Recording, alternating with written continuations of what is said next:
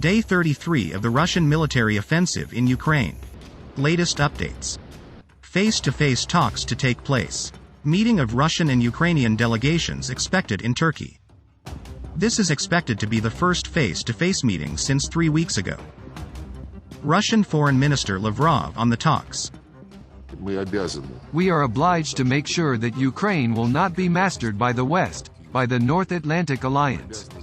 So that Ukraine won't become a country that is constantly militarized. So that strike weapons that threaten Russia won't be placed there. To stop encouraging Nazi ideology and practices in Ukraine. DPR releases video showing Ukrainian forces shooting and beating Russian prisoners of war. This video is unverified. Kremlin spokesperson calls for persecution for those involved. These facts will be verified as well as others. Our investigative committee is checking this monstrous footage. Of course, they need legal assessment.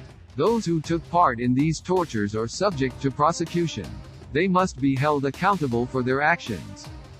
The Ukrainian side says they treat prisoners properly. I remind everyone that abusing prisoners of war is a war crime that does not carry amnesty under international law and does not have a statute of limitations. We are a European army of a European country. We treat prisoners according to the Geneva Convention, no matter what your personal emotional motives may be. Biden gives speech in Poland. We will have a different future, a brighter future, rooted in democracy and principle, hope and light, of decency and dignity, of freedom and possibilities. For God's sake, this man cannot remain in power. Later State Department walks back. We do not have a strategy of regime change in Russia or anywhere else for that matter. In this case, as in any case, it's up to the people of the country in question. It's up to the Russian people. Putin orders to transfer payments for gas with unfriendly countries to rubles by March 31st. German economy minister says G7 countries won't accept it. This would be a one-sided and clear breach of existing contracts. Payment in ruble is not acceptable, and we will urge the companies affected not to follow Vladimir Putin's demand. Kremlin spokesman adds Russia will not supply gas for free if Europeans refuse to pay in rubles. UK defense minister says giving tanks to Ukraine wouldn't work.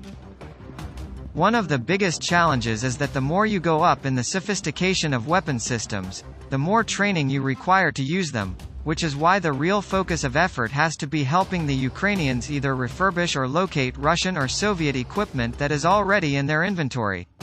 Just providing British tanks wouldn't really work. Huge fire erupts at fuel shortage facility in Lviv after Russian strike.